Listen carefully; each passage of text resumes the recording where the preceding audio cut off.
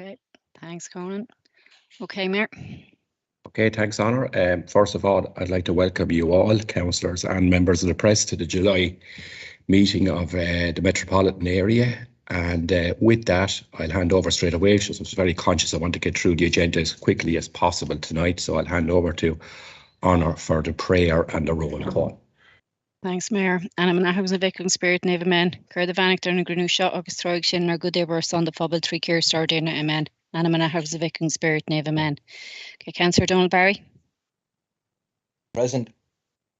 Councillor Joanne Bailey. Anseo. Councillor Joe Conway. Councillor Davy Daniels.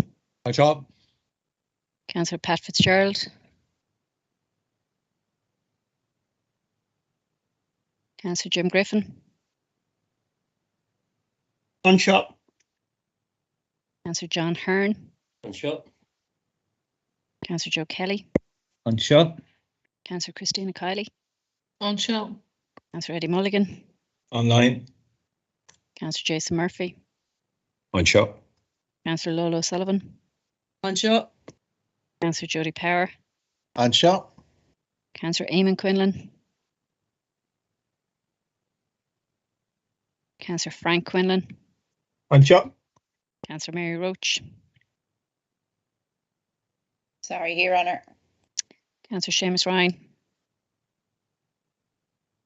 Councillor Seamus Ryan. He's doing our name backwards at the moment. Okay. Present. And Councillor Adam Wise. Jet. Okay, that's it, Mayor. Okay, thanks, Honor. Any votes of sympathy first? Any votes of sympathy?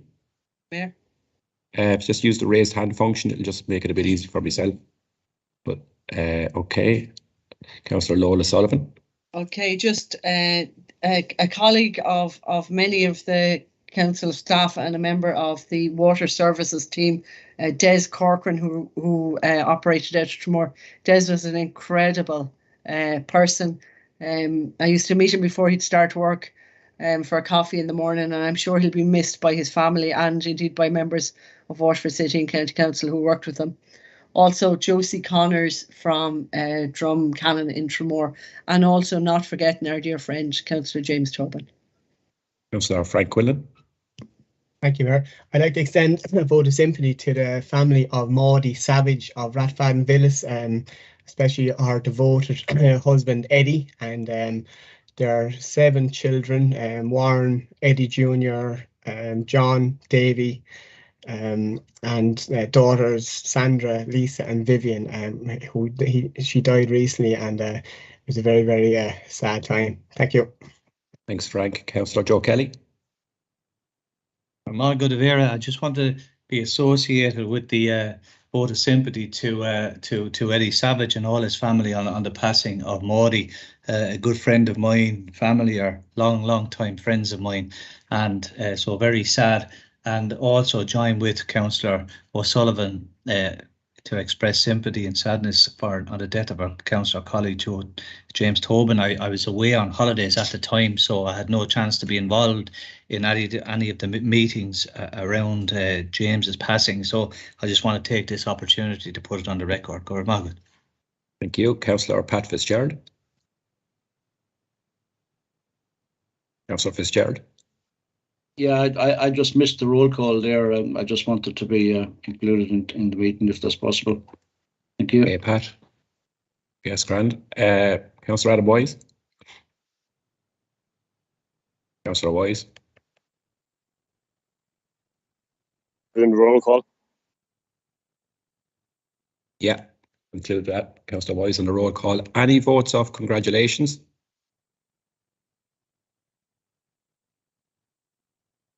Councillor Pat Fitzgerald again. You're on mute, Pat. I'm just taking the hand down. Okay, Councillor Lola Sullivan. Votes, congratulations. Just congratulations to the members of T-Bay Surf Club, who have a number of young surfers representing Ireland at the European Surfing Championships in Portugal at the moment. Thanks, Lola. Moving on to confirmation of minutes. So I'm looking for a proposer and seconder for the Metropolitan District meeting held on the 20th of June 2022. Here, Councillor Rose. Proposed by Councillor Sullivan I'll second it, Jody. Kelly. and seconded by Councillor Jody Power, I think I heard first there. And second there, looking for proposal and seconder for the AGM held on the 20th of June. Joe Kelly proposed. Proposed by Joe Kelly and seconded by Pat Fitzgerald. Pat Fitzgerald. Okay. Now I'm moving on to matters arising. Now there was a substantial actions list sent out, which would have answered a lot of the queries brought up in the last management report. So I'd ask people to confine their questions to things that are not included on the action list. So I have Councillor Davy Daniels shown first. Councillor Daniels. Thank you, Mayor. I'll be very quick. 2 items that were not on the action list there regarding the taking in charge of the paddocks. This is ongoing, Mayor, and I have a number of issues there, but I can't deal with them while I'm in limbo on this at the moment. So what's the update on that? And the second one regarding the sycamore, the entrance to the sycamore there was a fence there, a wall there. That was to come back. Planning was to come back to me on that, Mayor. So briefly, if I could have an update on both. Thank you, Mayor. I'll take Councillor Jody Power next and Councillor Joe Kelly. So Councillor Power. Thank you very much, Mayor. 2 things. Okay, on the action pad, it said that the out of surface path. Okay, the outer path in the park was having looked at by engineers. Is there any report back on that, on the surface and condition of the path for the runners and the width of the path that were looked at? And the second most important thing is the hulk that's down berthed at Cheek Point. Okay, there was no mention in the report. Okay, the monthly report of that. Has that been moved around? Made any improvements on getting rid of that hulk from the quay side? Thank you. Thanks, Councillor Power. Councillor Joe Kelly.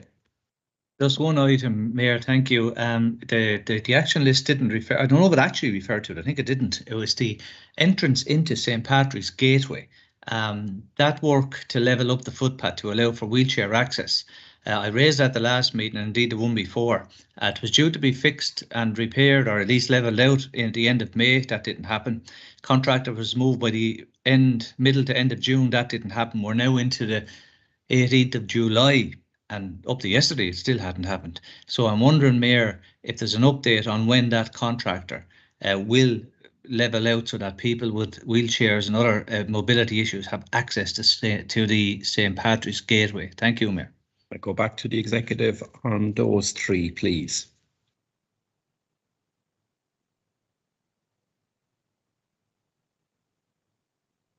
A number of them, Mayor, are for roads, so maybe if roads could come in first. Yeah. Nicola. I am not quite sure what those items are referred to, but I'll refer them back to Connor. He's just on leave at the moment, so I'll have a chat to him in a day or two and follow up on those items. Sorry. We also had 2 there that certainly one of the issues that Councillor Daniels raised was relating to planning. Yeah. Yes, in relation to the paddocks, that is the subject of ongoing taking in charge process at the moment. And as I said, at this stage, there's no further update, only that it is ongoing. Okay. Yep. Okay, next. Sycamores, Mayor. Sycamores. The wall there. Wall at the Sycamores, who wants to take that? Again, that probably would have been a roads issue, so maybe we'll follow it up with Connor offline. Yeah. With Connor. Okay, yeah. Thank you. Councillor Power had a couple of questions, which again probably fall to Connor. In fairness, Nicola doesn't cover all the roads issues, so what we'll do is, apologies, we'll take that up separately. We would normally have Alan as well instead of Connor. Sorry, I'm here. Okay, Connor or Alan, sorry. Any of those issues that you're familiar with? I'll come back in on the St. Patrick's Gateway one for Councillor Kelly. I've been on to the contractor. He told me at the beginning of May he was waiting on the barrier to be galvanised. So I'll chase up with him again. I'll get him on site as quick as possible. And regarding the berthed boat in Cheek Point, I know John Gallagher chased up on that, and I'll get him to forward an update on it. I know he's on annual leave this week. Okay. Next 3 I have on this section is Councillor Fitzgerald, Mulligan and Ryan. So Councillor Fitzgerald. Thank you, Mayor. Yeah, I just have a couple of, I think they're all roads anyway.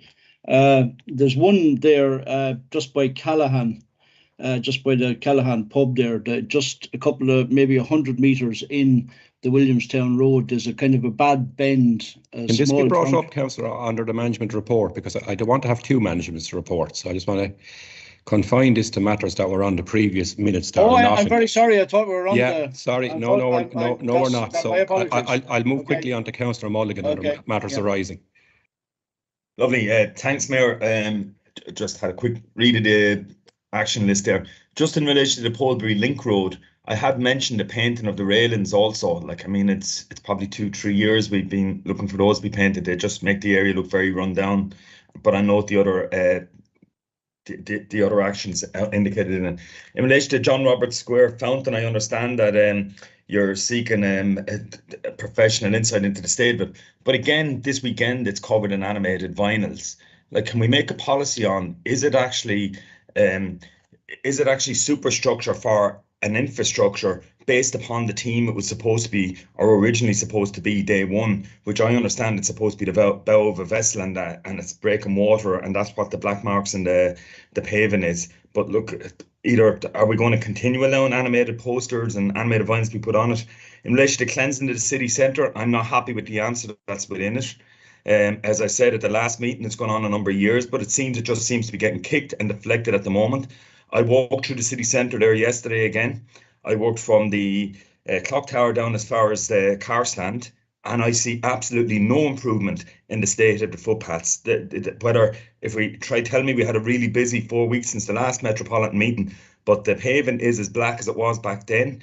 And also, you know, I think the only way to efficiently and viably clean that is with some sort of a mechanised scrubber with the necessary detergents to remove the staining from what I might say is a fabulous stonework. That's it. Thanks, Mayor. Thanks, Councillor Mulligan. Councillor Seamus Ryan and Councillor Jim Griffin. Councillor Seamus Ryan.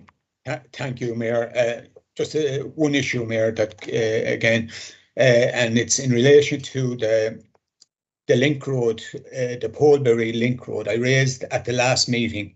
Now, I know I was in the chair, but while I was in the chair, I did raise the issue about the safety of that building and the building there, the shopping centre. Because if you go along that link road, you will see very, very deep cracks showing. And now I asked about this at the last meeting. I don't see any reference to it in the minutes here, so maybe I'm missing it. I don't know, but again, if it was missed, can I ask that it would be followed up on the link road, the Polbury link road, and as you're going from the Railway Square side over to Polbury, it's all along that left-hand side. There's very, very deep cracks, and it has been commented to me on a couple of occasions how dangerous it is. Thank you, Mayor. Councillor Ryan, did the Roads Department want to comment on Councillor Mulligan and Councillor Ryan's contributions?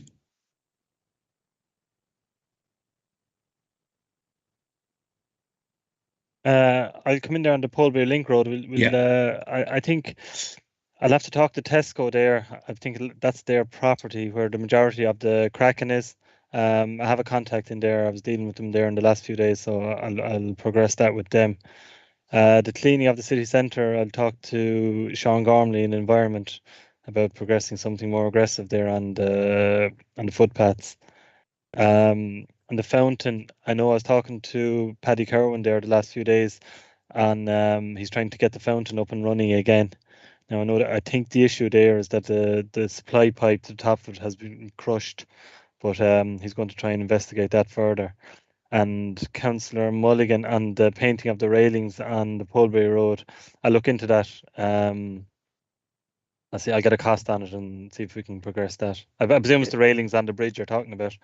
Yeah, from Johnstown over as far as the Polbury Link Road, sorry, yeah. Yep, no bother. I'll get a price on that and see can we progress it. It's feasible. Thanks for that. Look, to conclude matters arising, then I have three more and I'm going to conclude matters arising on this. So Councillor Griffin, Councillor Roach and Councillor Bailey. So Councillor Griffin.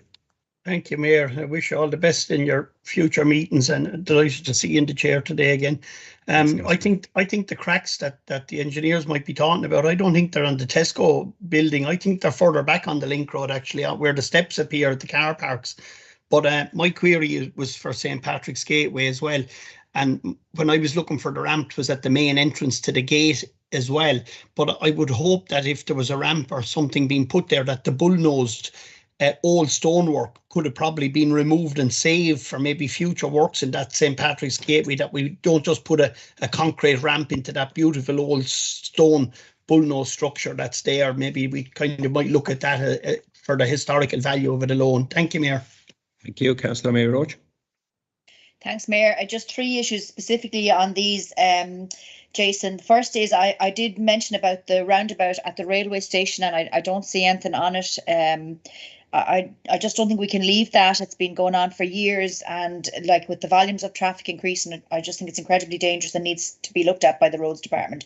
The second thing is, Nicola mentions that they don't allow yellow boxes at the entrances of housing estates when I mentioned specifically on the Williamstown Road. And I don't think that's actually true, because when I was coming out of Grantstown Park, there's a roundabout there, or there's a yellow box on the roundabout. Now, I don't think all estates should have yellow boxes, but where the traffic does back up past the estate, I think it's only fair that you give residents some chance to get out, and a yellow box is the simplest way of doing that. So I think, I don't know who made that rule, or if it's a national standard, but I think we need to look at that again. And the final thing is, can I just have a drawing of what's proposed for Railway Square, please? I know the work is underway, but I have no idea what's going in there. I'm not sure if any of the members have seen it, and I'd like to see it. Thanks very much.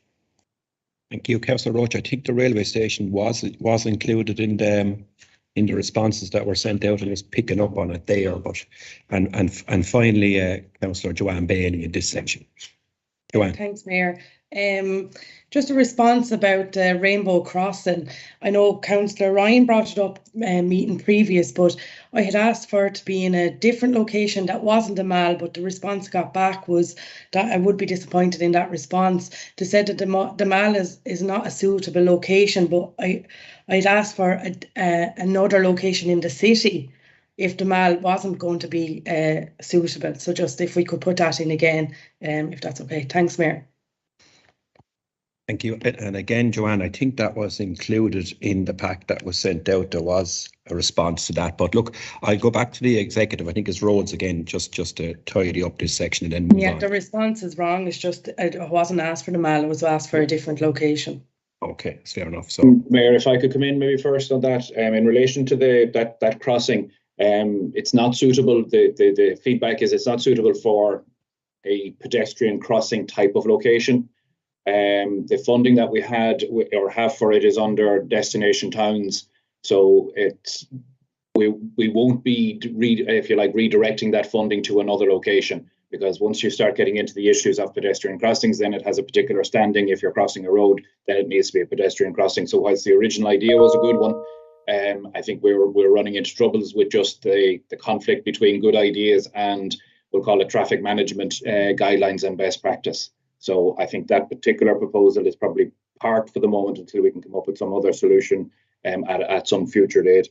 In relation to the train station, it is responded, or the traffic issues at the train station, it is responded to in the report. But that's a very complicated junction. The issues there are enormous.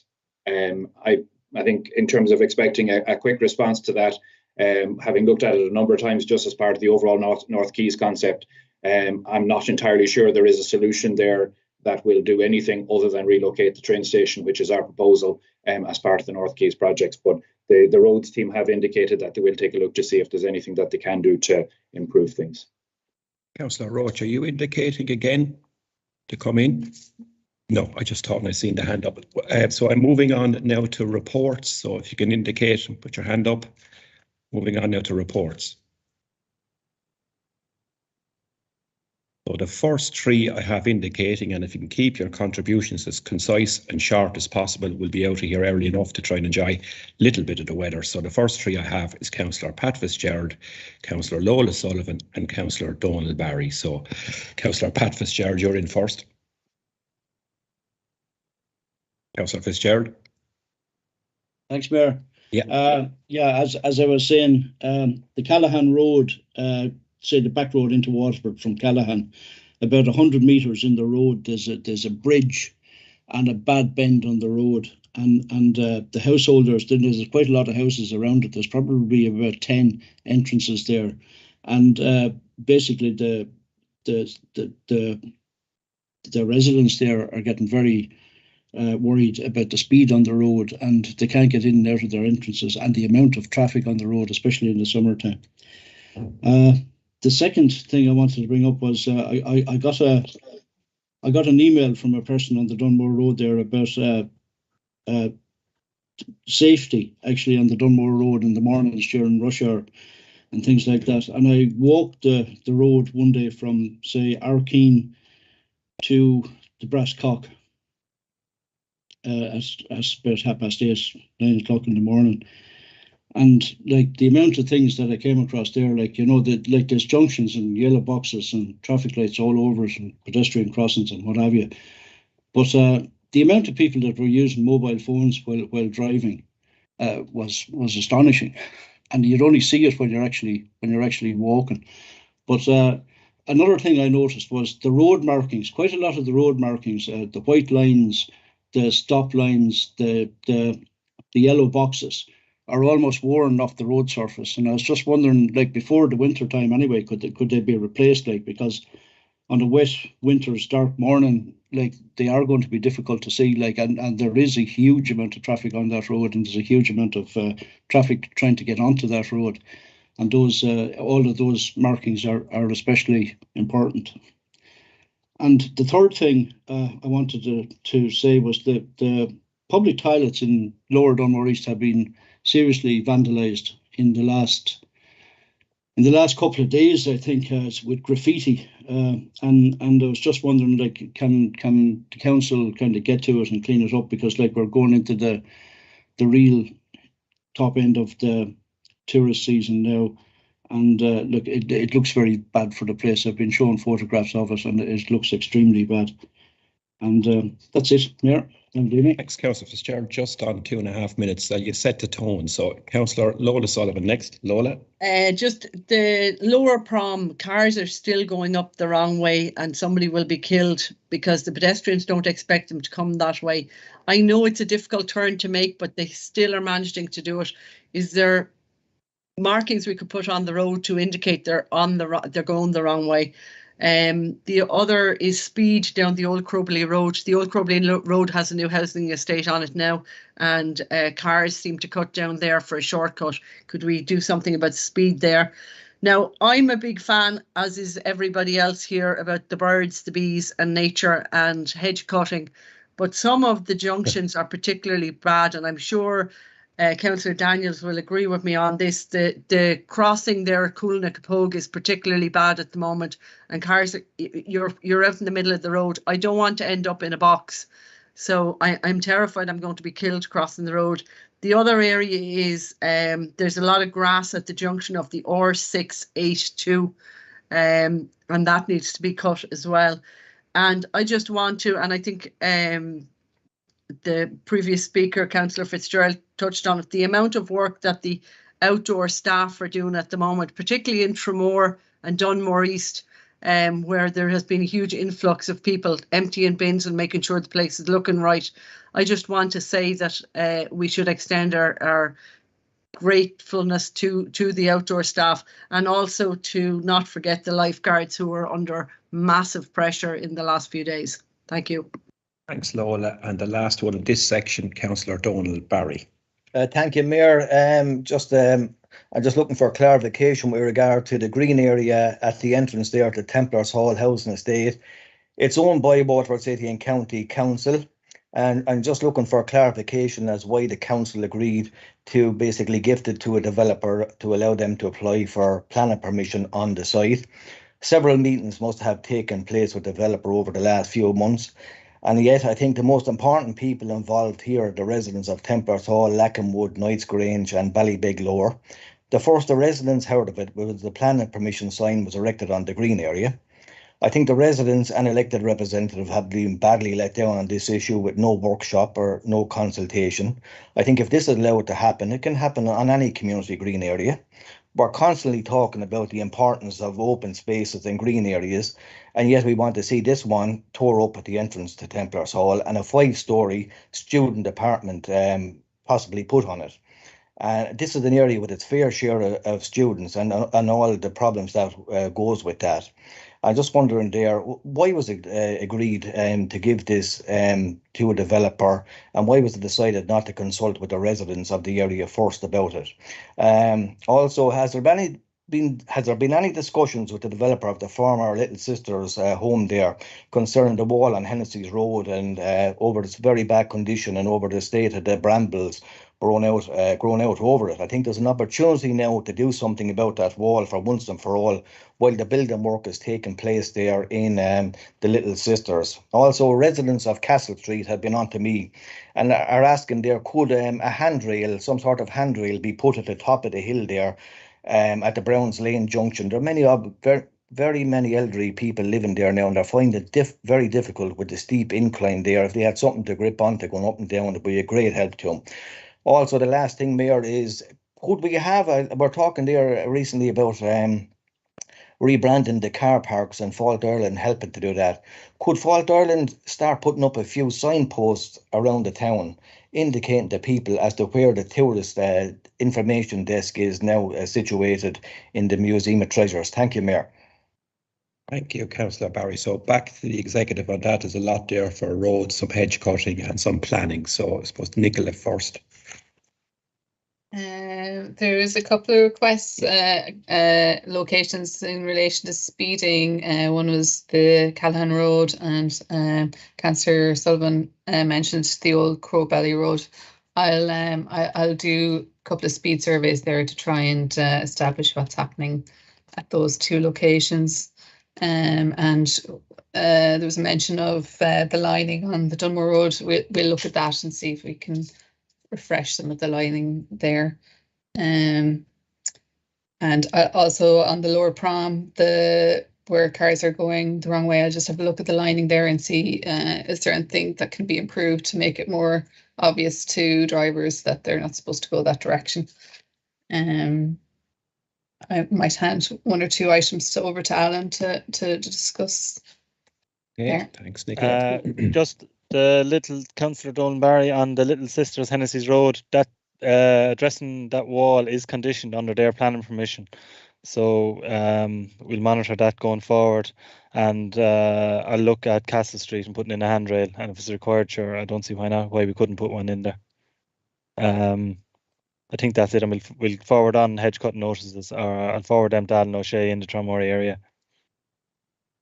Okay, there's a couple more, I think, there as well. Issues around graffiti and grass cutting and the Falch Ireland signage. Yeah, we don't seem to have a representative from environment, so what we'll do is I'll answer one or two that are relevant to me, and we'll pass on the issues to environment if there's no one there to take those. In terms of the signposting, there is a Destination Towns programme that we're working on that has funding from Falch Ireland. That will put signage up around the city, guiding tourists around specifically. It also looks at the rebranding of the car park. That's part of an overall programme. And we have raised the issue of signage for the new tourist office. Falch Ireland, we're supposed to do something specific to that or for that. So we will follow up again with them to make sure that gets done. In relation to the land at Templars Hall, housing don't have any view on that or comment on that. We might take that offline and investigate it and pick it up as part of the report after the next or for the next meeting.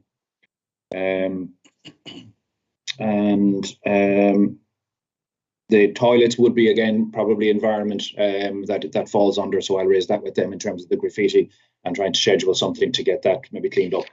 Michael, is Niall Kane here from environment? Is he online? I think he might be. Sorry, yeah. Oh, yeah, right. Okay, I couldn't see you. Sorry. Yeah, sorry. Yeah. Okay, yeah. I'll raise with Sean about the grass cutting and graffiti. Graffiti in the city, but extend out beyond that. It's going to be urban areas, but it's we can certainly have a look at that and see if something can do in the toilets.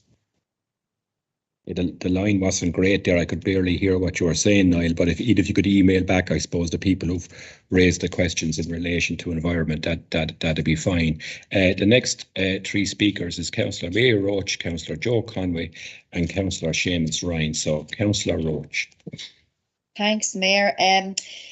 Mayor, as you know, the Waterford Metropolitan Area Transport Strategy, the public consultation closed there last week, and I'm just wondering, do we know how many submissions were received, and will the submissions be available? Will they be published online? I know that happens with a lot of consultations now, so just wondering what the story with that is. Second thing is in relation to the wall, Mayor, at Myers Estate, which fell a number of months ago. I don't know why or what, but that's bounding onto council houses on the right-hand side on Ballytruckle Green there and Myers Estate. And I'm being asked by residents what's happened. There's traffic cones and danger tape, but nothing has happened in the interim, Mayor. And I'm just wondering what the plan is for that. The third thing, Mayor, is in relation to Anglo beef processors across in Ferrybank have applied for a licence to increase their output there. Now, as you know, Mayor, and I think you've spoken about it as well on a number of occasions, there is a smell that emanates from across the river and engulfs huge parts of the city, all the way out to the hospital, the Dunmore Road, the park I've been in, Ballytruckle, I can smell it.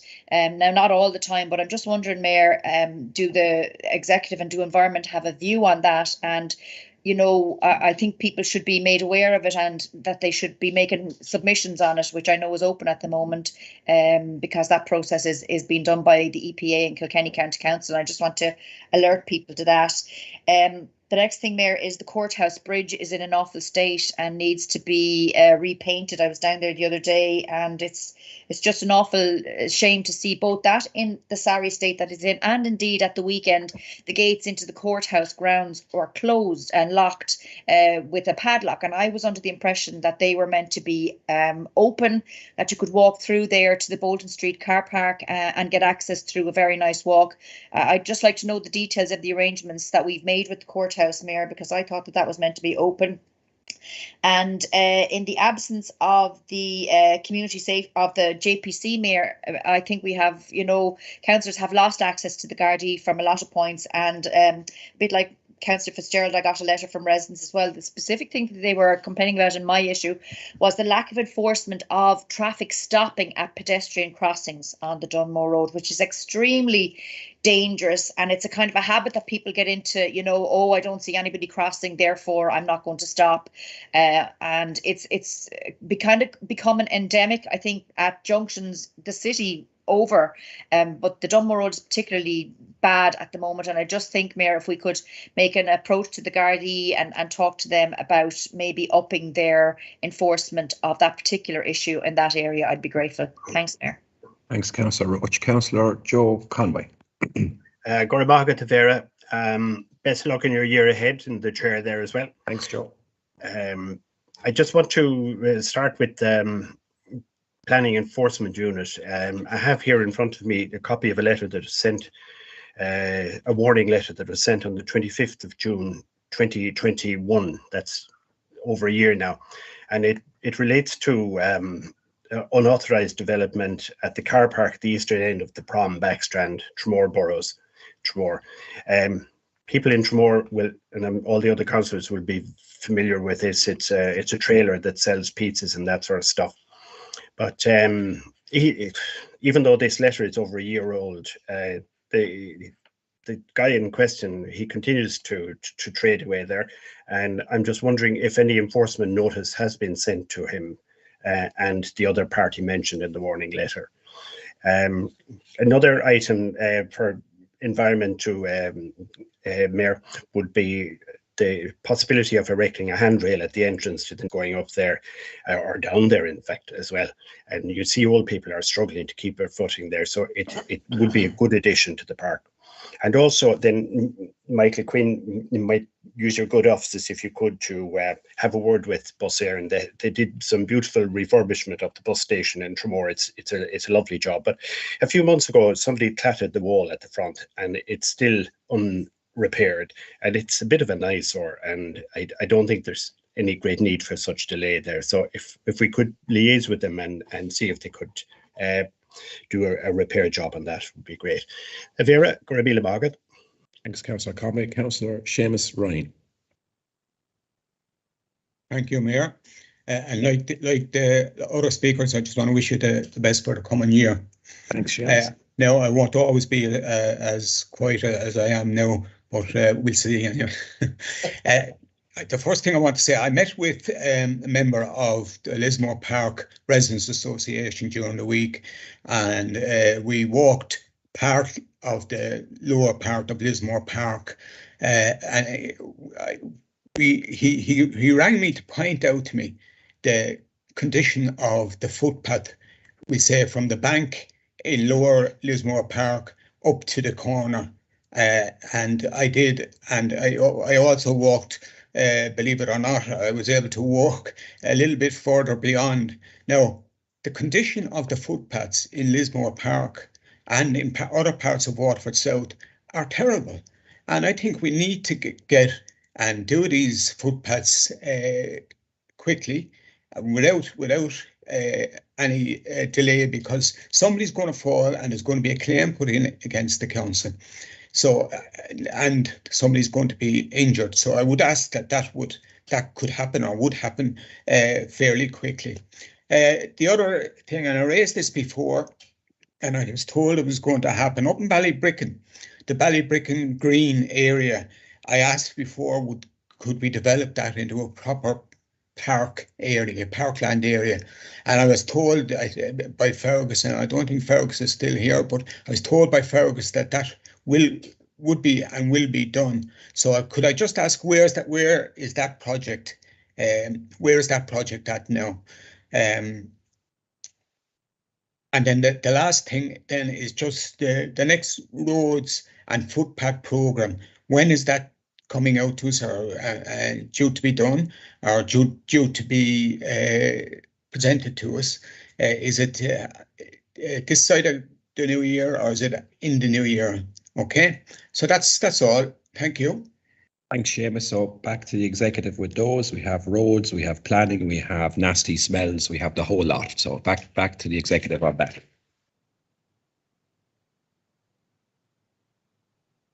Alan, do you want to start maybe? Yeah, okay.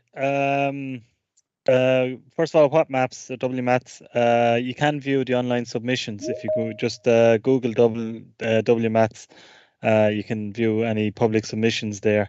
The wall on Muir's estate, actually, housing are dealing with that. I can get them, I'll get onto them to forward an update on that wall. The Courthouse Bridge, I know there was something due to happen there this year. I'll chase up on that, and I'll find out about the access, and I'll update a report. The Tramore Road, I suppose two councillors now have to bring up, I suppose, the issues there. I'm meeting with Gareth tomorrow, and I mention it to him, but I suppose ideally a JPC would be the ideal opportunity to bring that up, but I'll mention it anyway tomorrow. There is no JPC anymore, just in case you're not aware. Yeah, that would be sorry, I was trying to say that would be an ideal opportunity to bring it up, but I'll mention it to Dave Butler tomorrow. I'm meeting him about something else anyway. What else? Lismore Park. I suppose the issue with the footpaths in Lismore Park is this Romac material was put on it, and it's beginning to peel away now. I'll have a look at it again, but I haven't met the residents there a couple of times. And while the Romac material is peeling off, it's not. I don't think the cracks. I suppose what I'm trying to say is there's worse areas of the city that I think we need to concentrate on first before we deal with that. Sorry, there's not. You know, you can't just say that there's worse areas of the city. You know, Lismore Park is one of the worst areas there. And I would ask you to, even if you want to walk it with me, and I show you exactly where I'm talking about, but to come along and say that there's worse areas of the city is just not true. Yeah, sorry. I'll walk it. I'll walk it. There's no problem. But there's a footpath program approved last year. that leads me on to the last one then. The roads programme for next year will be put forward, hopefully the councils either January, February next year, depending on when the budget is approved. We normally bring it to the meeting just after the budget approval. And the footpath programme was a 3-year programme, so probably late 2023 we'll have a new footpath programme to come before the councillors. Okay, we have some for planning as well, I think, Alan. Yeah, maybe Mayor, if I could come in there, just I suppose it's not really appropriate in a public forum like this to comment on a particular case. So what I'd suggest, maybe if Councillor Conway maybe takes that offline, we can maybe provide a little bit of more information that's appropriate at that point in time. In relation to there was one or two. The bus station, I can raise that with our colleagues in Bus Éireann. We have a couple of contacts in the bus depot, so we'll flag that to them in terms of asking them about the damage. In relation to the other one there for me, the Anglo, the expansion of the beef processing facility, maybe that's something that the media could take up. Just if we could ask them to maybe draw attention to it in the local papers, just so that the wider public are aware of it, that would certainly be appreciated in terms of making or giving people an opportunity to contribute. The council doesn't have any specific remit in it, so whilst we can make a submission, it doesn't have any more standing than any other individual. Can we make one nonetheless, Michael? I think it would be important. Yeah, we can certainly, based on the input we've received, we'll certainly do a letter to the EPA in relation to it. And I think that covers probably most of the issues. Did we answer Ballybrick and Green, or did I miss that? Yeah, Niall, do you have any plans for that one? I think there's plans, but I'm not very favourable to them. So what I'll do is I'll ask Sean to get back in touch with Councillor Ryan and give any information to have on what's proposed there in Ballybrick. Okay, thank you. Okay, the next 3 speakers I have are Councillor Christina Kiley, Councillor Jodie Power and Councillor Eamon Quillan. So Councillor Kiley first. Councillor Kiley? Yeah, thanks very much, Mayor. And I suppose the first couple of comments are just looking for updates on on specific items. So an update on campervan parking in Tramore. There are tons and tons and tons of campervans around the place, but no, they're just parked. There's no facility for them. We've talked about this on numerous occasions. Where are we at on that? Update on the feasibility study into a theatre for Tramore. Update into the feasibility study for the changing places, and an update on where we're at with the water spot building. Funding was given for a building for both Tramore and Ardmore over a year ago. My understanding is that it was to be in front of the current skate park or in that general area, so an update on that. And just on that, can a disabled public toilet at the entrance to the inclusion park be part of the mix? So whether the water spot building is there, whether the changing places that we might go for will be there, but there was a suggestion made by somebody who brings children with special needs to the inclusion park, and we all need to remember that the inclusion park is supposed to be for children with special needs as well, to have a disabled public toilet at the entrance there, maybe in that little hut. So I don't know if there's a lot of moving bits there, but whether there should be just a standalone toilet there, or whether it will be integrated as part of the water spot building or the changing places or whatever. But I think there is a need for a toilet in that area, specifically for people with disabilities. Also an update on the hidden disability and age-friendly parking, that it was my understanding would be put in front of the skate park as a temporary measure for the summer, so that's still not there. And can we remove the wheel breaker, because that's what they're known as, the wheel breaker bike parking in front of the skate park, and turn that space into something? So if it's not going to be hidden disability or age-friendly parking, but turn it into something. No one with a bike that's worth over a tenner will park their bikes there, and there's frustration about it being unavailable for anything at all at the moment. And then just the last couple of things, street trees. Given the heat wave and given the issues that we're all facing and going to be facing every summer from now on, we need the cooling benefits of street trees. And I know we talk about trees on a regular basis, but I think we need to look at street trees on streets as their own entity. And the last item is the new car park in Tramore is brilliant. It's fabulous. It's gorgeous. But I've met so many people who are wondering, where is it? Is there parking? Is it free?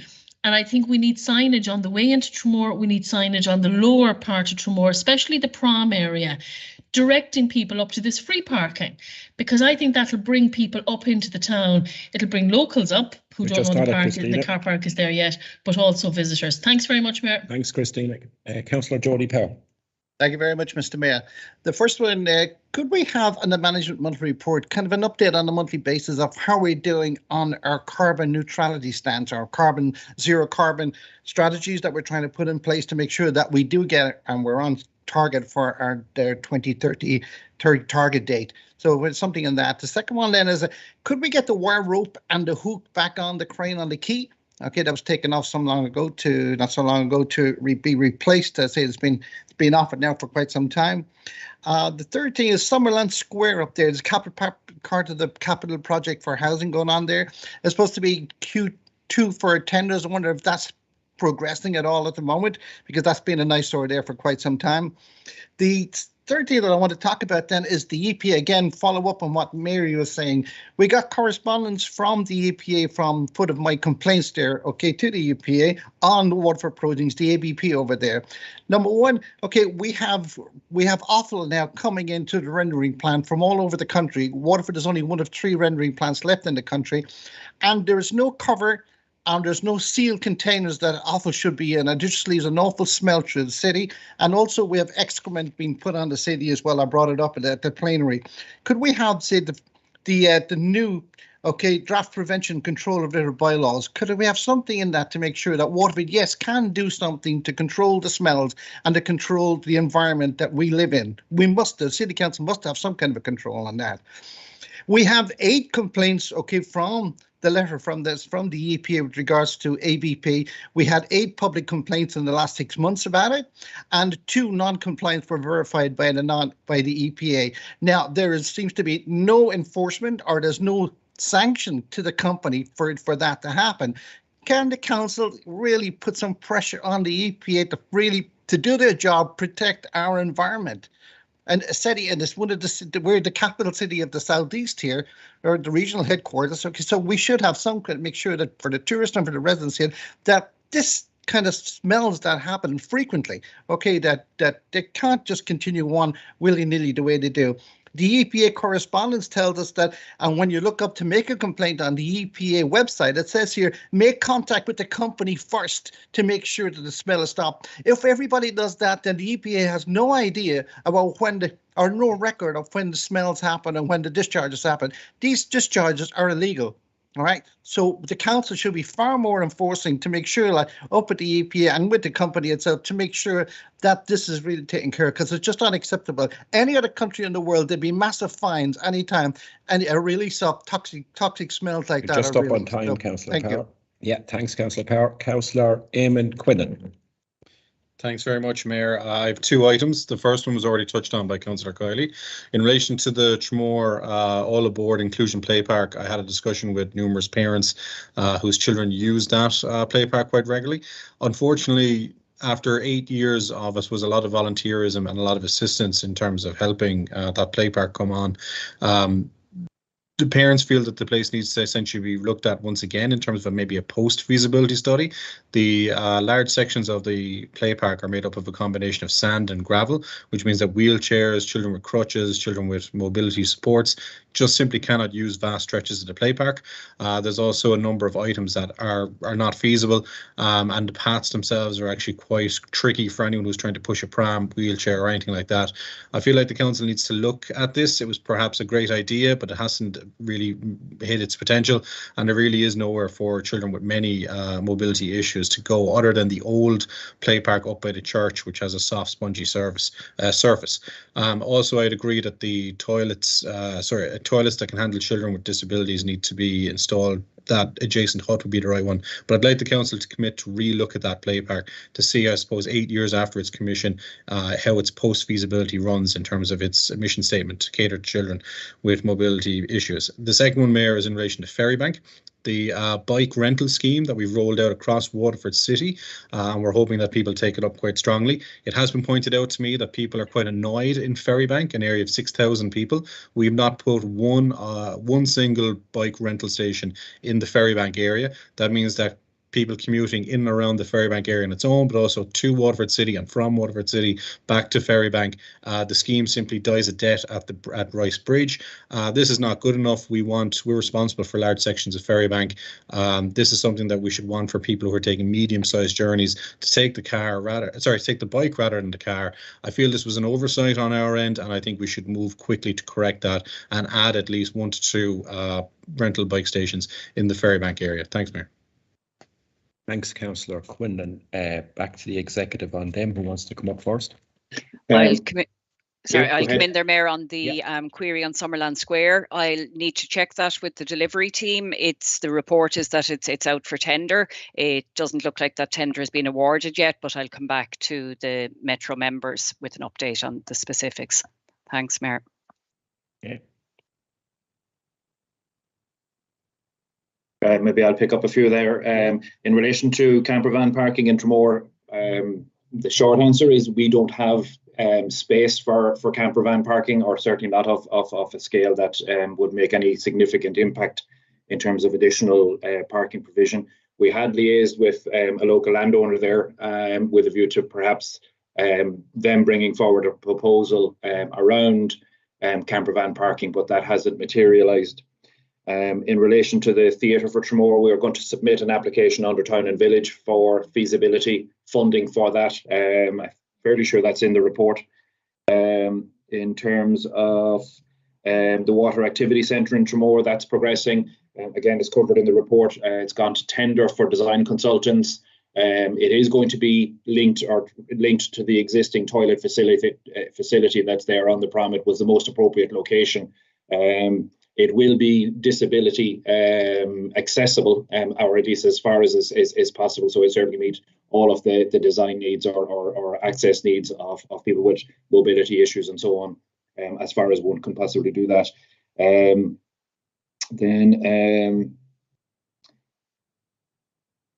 I think the signage for free parking in Tramore, that's on the to-do list. There was a small number of issues that we picked up from yourselves when we did the walkabout. So I'll follow up on that just in terms of when the signage is going up around the parking to direct people towards the additional spaces that have been put in. In relation to the zero carbon update, I think we're possibly a little bit early to do that, in that we're still trying to ramp up our resources and our efforts around the decarbonised programme. But I think in due course we will certainly include something around the actions that are within the programme and an update within for the Metropolitan report. But I think we're still very much at early days yet in terms of getting the funding and the resources in place. So it's probably something we can look at for next year at some point. In relation to the EPA, there is a demarcation in relation to this issue between us and the EPA. The EPA have particular entitlements. Niall might want to comment in terms of what we are allowed to do or the extent of our powers. We're certainly quite happy to raise the issues that have come up, but we have no power in relation to the particular facility. That is, if you like, licensed by the EPA and can only be enforced by the EPA. So all we can do, like the general public, is complain. But Niall might want to comment a little bit further just on the issues that were raised. The Ferrybank bike rental scheme, we'll certainly flag that with the provider. I think there will be an opportunity to expand it, and you're probably right in that it was a bit of an oversight, Councillor Quinlan, in terms of not having at least one bike parking rack over there. But I think there was a limit to the number that were being rolled out, and the idea was to try and serve as many of the key areas in the city as possible. But we'll certainly flag that to the NTA as an obvious omission on our collective parts. Maybe might hand back to maybe Niall now, just if there's one or two issues there, I think in terms of trees that might be appropriate for yourself. Yeah, you mentioned the issue of street trees. It's certainly something we seek to do. Unfortunately, a lot of streets spaces in just above ground, but below ground is very constricted. Very often, services make it very difficult. I can't hear a single word of that. I can't hear a single word either, Mary. That Niall. I think if that continues, Niall may be better off to email back the questioner the response. Sorry, Mayor. Maybe if Niall turns off his camera, that might. Yeah, you can try improve that. Improve the sound. Can you hear me now? That's a bit better. Seems a bit better. Yeah. Okay. Yeah. Street trees. Certainly looked at street trees. Still not great. No. No. Okay. I think we'll have to go Can with I the just email. come in there a second, Mr. Mayor? Can I just come in there a second on that? The EPA and the letter from us, they said that the odours caused by vehicles transporting animal byproducts to the ABP Waterford Proteins installation are not regulated by the agency. So that's something that the actual council could put some more work into. Yeah, Councillor Power, apologies. That was the item I was hoping Niall might be able to shed some light on in terms of whether environment have a role there. But what we'll do is, just given the sound issue, maybe Niall might log out and log in again, but we'll respond offline to the wider group just so to deal with the issue. I will include all councillors as usual, just in terms of the response. I think that makes sense because none of us here can actually hear what Niall is saying. So if that's okay, I'll move on to the next three. Right, there was one item there that we missed in relation, or a couple of people raised the inclusion park. I'm not 100% sure which of the sections has that. It's probably environment again. So again, we'll pick that up offline and we'll respond to all of the councillors in relation to the issues raised. I think a review of it, given that it's eight years in place, I think that certainly makes a lot of sense. I think Quinlan suggested that. And that would obviously pick up any issue in terms of toilets and so on. And the crane on the quay? Or the crane, yeah. That's an environment issue, I'm fairly sure as well, so we'll pick that up offline. Okay. The next three speakers are Councillor Griffin, Councillor Mulligan and Councillor Bailey, and I'm just conscious that if there is environment issues, they will be coming back offline, so just bear that in mind. So the first one up is Councillor Griffin. Is my hand up, Mayor? It is, yeah. Thanks, Mayor. Thanks, sorry. Okay.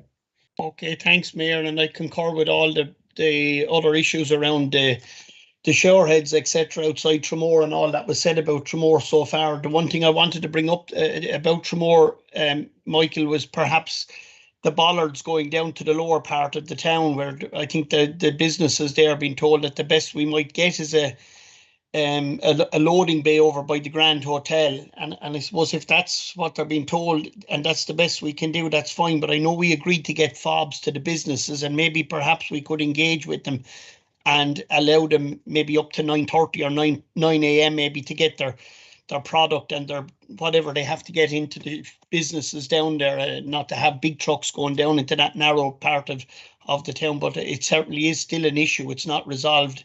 Obviously, they accepted the loading bay has to go somewhere over by the Grand, but I don't think there's an answer really for those businesses where they're kind of just hemmed in at the bottom of the hill. The other one I wanted to bring up, Mayor, was on our Greenway, that we might look at maybe the companion bikes or the companion trikes, or their proper name is Velcro Plus platforms, and they're predominantly for families that they could bring out, maybe someone in their family, young adult or children that have a disability, and enjoy the Greenway. And I know they're expensive to buy, but what I wanted to say to Mr. Quinn was maybe if we engage with someone like the Brothers of Charity or maybe the disability sectors in the city, that we might be able to find a fund to buy maybe 4 of these bikes and maybe put them out in Carriganore or out at the railway station in Kilmeaden, where they could be used or hired, or like our beach wheelchair, where there could be a phone call made and they book them for any given day. And I know that up in Limerick that they tied in and they used the carbon neutral part of their city to get a fund.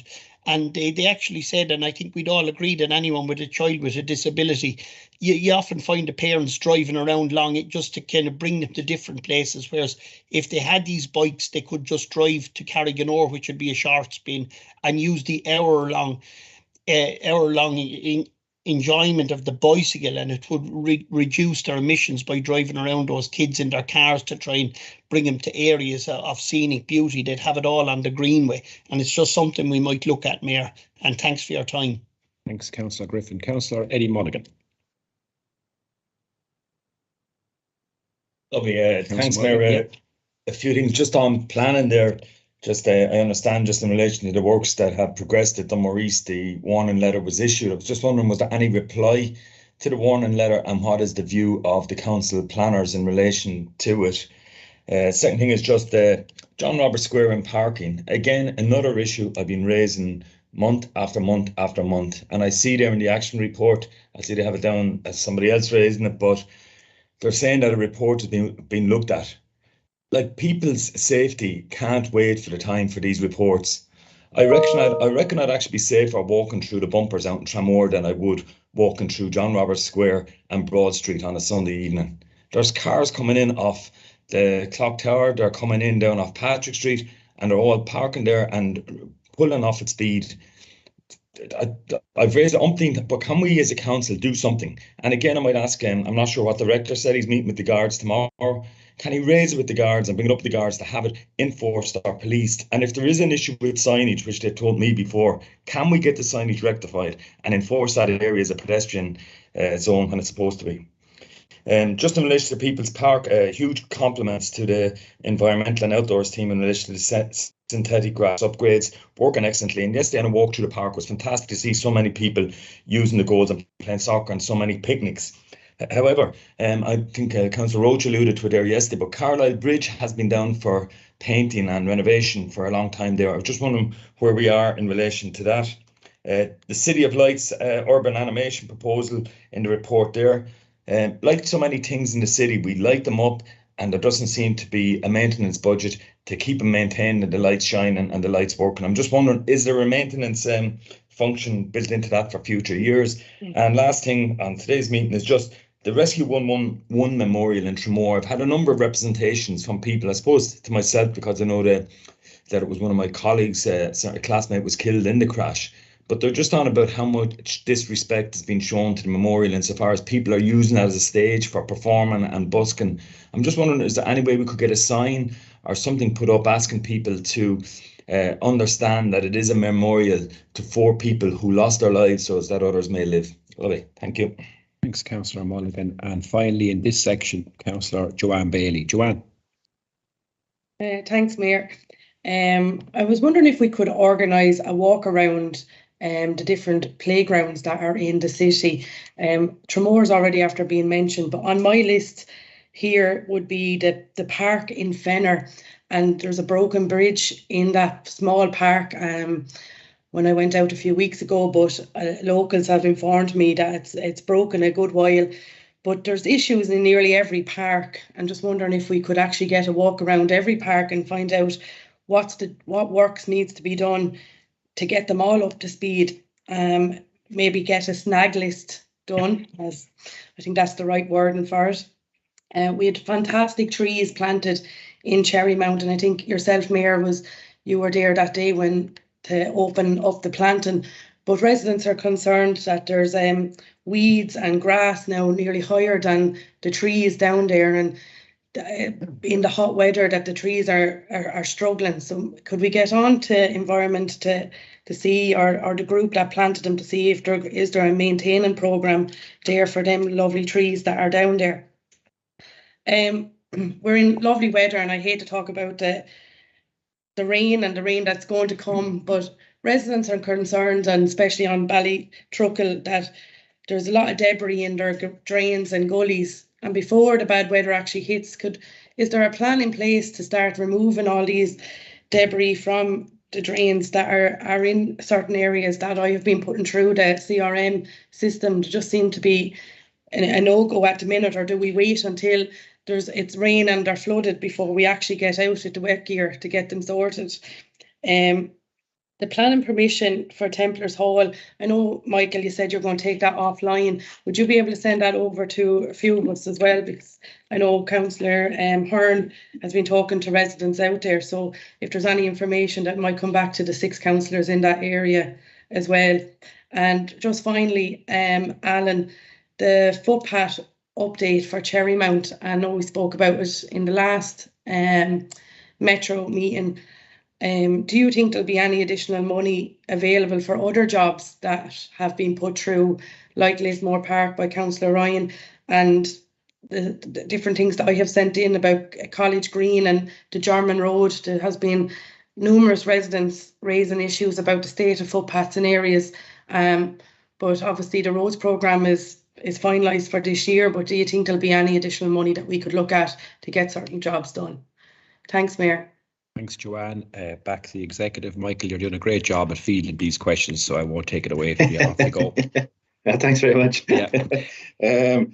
I'm just trying to think of which ones I actually have the answers to. Councillor Mulligan raised the issue of the warning letter again, because that's an enforcement issue. It's probably not appropriate to deal with it in a kind of a public meeting, so we'll again deal with that maybe offline. There was a number there from Councillor Griffin that kind of do relate to me. We have a proposal for the access point into the newly pedestrianised area there in Tramore on Main Street. We need bollards to go in. We have a lead time on those, so it is in hand. It's just obviously going to take some time to get the final units in place. That should deal with most access issues that are needed. But again, you know, if you're looking at large trucks and things like that, they're going to have to be considered as to whether it's even appropriate to let them into that kind of a space, given that it is a pedestrian area. But that's something we'll talk to the local businesses on. Given that there's only a few in the area, we'd certainly hope that we can come up with something that works for everybody. So we'll try and do it informally rather than making it kind of formal in terms of having specific rules or bylaws around it. The companion bikes for the Greenway, I think they're a very good idea. I used them myself a number of years ago. I know the Waterford Sports Partnership have probably a number of them at this stage. Certainly, they have a number of different, I've seen a number of different versions of it. We'll raise the issue with them to see what can or has been done on that and what the costs are, maybe in terms of making it more widely available, and also maybe making that information more accessible to people so that it can be booked and people can, you know, as you say, experience a fabulous facility. Yeah. Let's see. The lights for the buildings that we have some that have had issues, and they're going to be addressed under the existing upgrade program and expansion program to the other locations. So it will make maintenance more a little bit easier, and the maintenance will be built into the supplier contract. So having, if you like, considering the maintenance issues now and trying to iron those out ahead of actually installing it is part of the work that's being done. And then there will be a maintenance contract with the suppliers for a number of years into the future. And that will obviously, the cost of that will have to be picked up as part of the maintenance programs. Let me see. The inspection of playgrounds, I know that is something that is underway. It's pretty much it's an ongoing program. It's part of our routine for the local GSS, where there is a playground to actually do the inspections. There may be issues with the supply of the equipment. I certainly know we're seeing that all over the place in lots of different ways. So that might be the issue, but we'll certainly flag it and in terms of the different locations. But it is something that is actively undertaken by council staff. I don't think you're going to need to worry about the dry weather any longer. I think that's coming to a rapid end, so the trees will be fine from that point of view.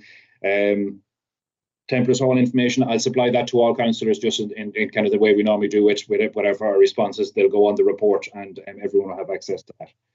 I think there's a few then maybe for roads. Alan, if you could maybe pick up some of those, yeah. Just come in there again. Carlisle Bridge, I know that's been dealt with. Paul Cleary's dealing with that. I'll get him to send an update on that.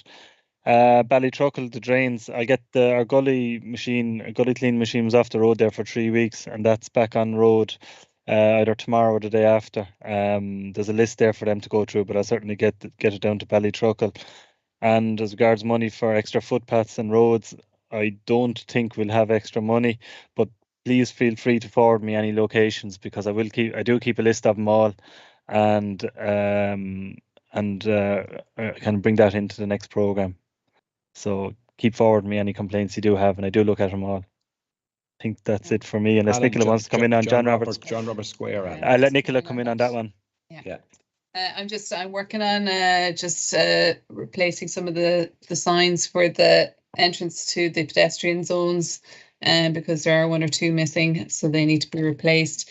And I'll discuss with the presentation just on the opening and closing on Sundays. There shouldn't, basically the whole area should be closed off for the duration of Sunday, but the slight issue with access for the cathedral until 1:30 is part of the problem. So there's a bit of work to be done on that to try and solve that problem. But I am working on it, and I'll give you an update when I have a bit more information.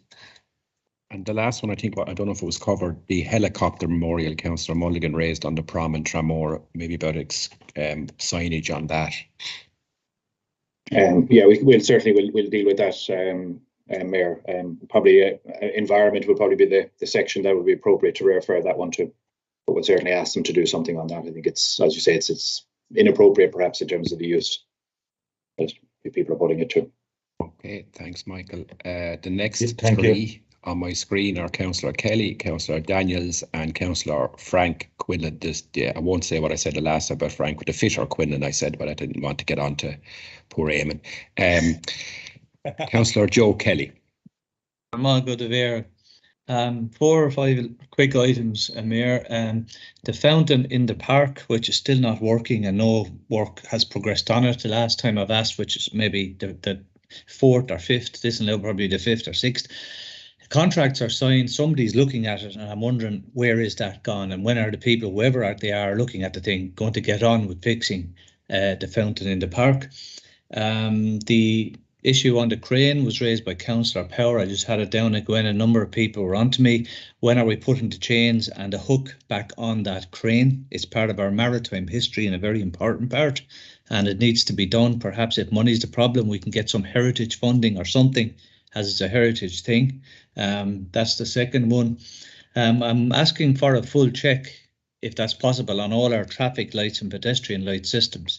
I've been in touch with Nicola today and yesterday, and there's a number of areas that are starting to break down and go on red. They're staying on red, both traffic lights and indeed pedestrian lights. There's one at Marion Park, there's one at Keens Road. There's last night it was Colbeck Street. Endless cars were stuck on Colbeck Street last night. And a number of weeks ago, the Lombard Street junction with the Tower Hotel was stuck on red for ages. The cars were all the way out by the hospital.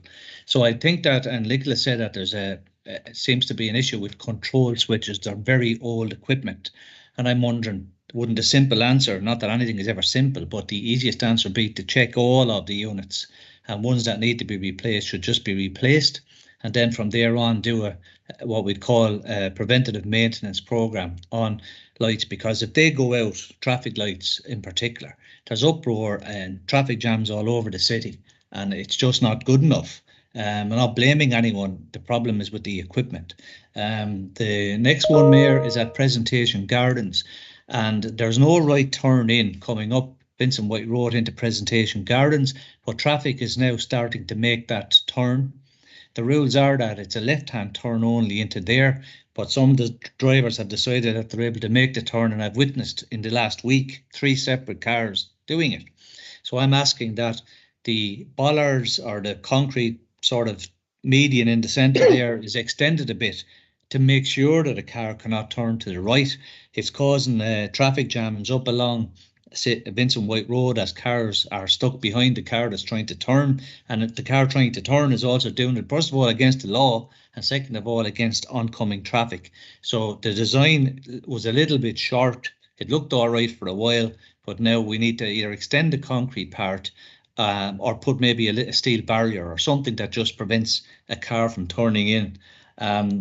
The last one, Mayor, it was to do with the St. Patrick's entrance gateway. I was actually talking about the footpath, Mayor, not inside at the building. It's the levelling up of the public footpath. That has been approved and contract signed a long time. So I just want to clarify that footpath being levelled to allow wheelchairs into St. Patrick's, that's the piece that I was referring to.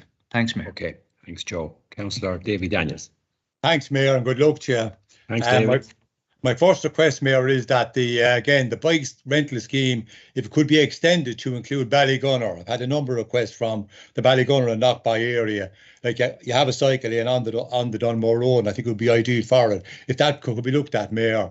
Also, could have an update on the active travel footpath at Faithlake. This was promised some months ago, Mayor, and I still haven't seen anything on that. So if I could have an update on that.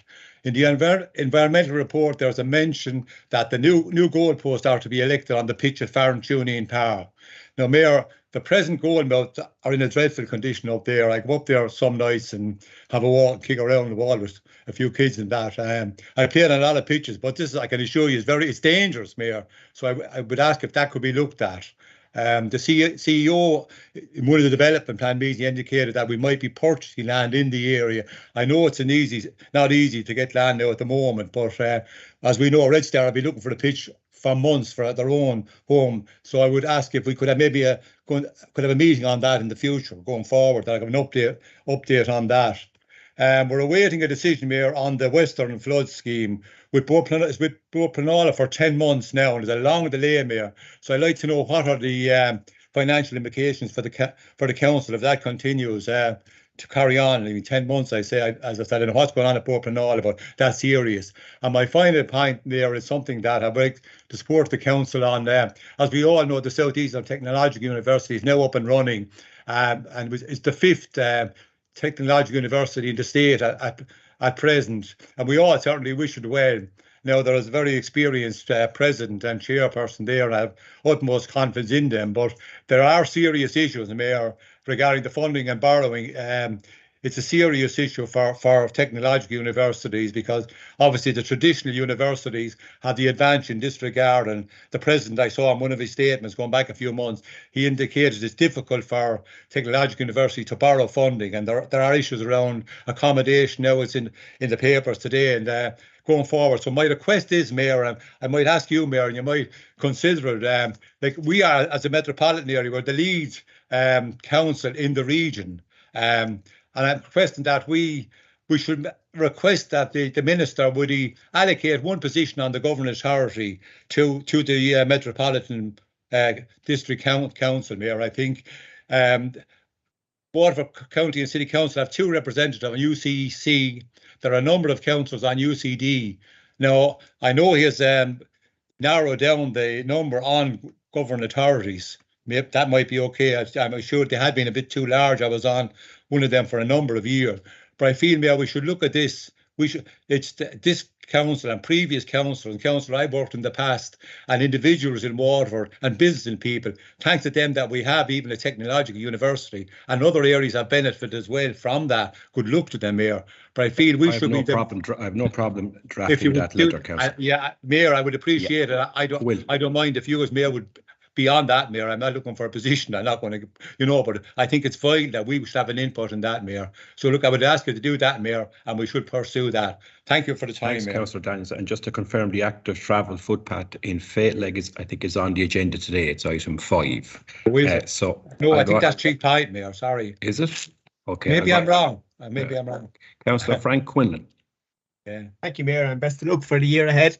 Thanks, just a few quick updates first before I start. Communication boards for all the parks and playgrounds around the city and county that myself and Councillor Pratt asked for at plenary level. They were due to be installed in May, and we're getting to the end of the summer now, and it's a shame that they're not have to be in place at the moment for all the non-verbal and kids with autism that would enjoy take pleasure of seeing them. The outdoor gym equipment was due to be installed this month. It's probably a bad time, July, in the height of the holiday period. But can we just get an update of when that will be starting?